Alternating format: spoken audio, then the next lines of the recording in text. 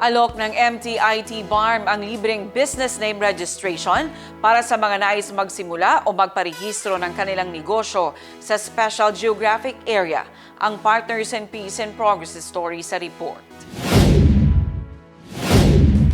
Nakikiisa ang Ministry of Trade, Investments and Tourism BARMM sa pagdiriwang ng ika-7th founding anniversary ng Special Geographic Area na may temang 7 taong pagkakaisa, Bangsamoro Motahidun, Lihadafin Wahid.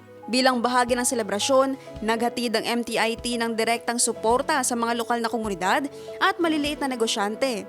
Nagalok ang ministry ng libreng business name registration para sa mga nais magsimula o magparehistro ng kanilang negosyo. Isang hakbang upang gawing legal at mas mapalago ang kanilang kabuhayan. Bukod dito, namahagi rin ang libreng ice cream para sa publiko bilang pakikiisa sa kasiyahan ng komunidad. Upang higit pang mapalakas ang micro, small at medium enterprises o MSMEs, nagkaloob din ng MTIT ng collapsible vendor tents na maaaring gamitin ng mga negosyante sa buong panahon. Sa buong panahon ng pagdiriwang mula February 7 hanggang 15, 2026, pinangunahan ng Special Geographic Area Development Authority ang pagbubukas ng selebrasyon sa pamamagitan ng makulay na float parade na nilahukan ng 8 munisipalidad ng SGA. Kasunod ang mga cultural dance competitions at iba pang aktibidad. Sa kanyang mensahe, iginiit ni Roslaini Alonto Sinarimbo, Director General ng MTIT, ang kalagahan ng kapayapaan, pagkakaisa at sama-samang tapang na nagbigay daan sa pagkakatatag ng SGA.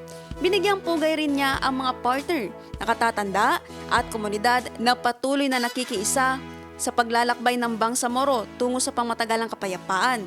Sa pamamagitan ng tuloy-tuloy na programa at on-ground support, patuloy na katuwang ng SGA ang MTIT sa pagpapalakas ng MSMEs, pagpapalawak ng oportunidad para sa lokal na negosyante at pagsusulong ng inklusibong pag-unlad sa buong Bangsamoro. Naphtali Velarde, iMinds, Philippines.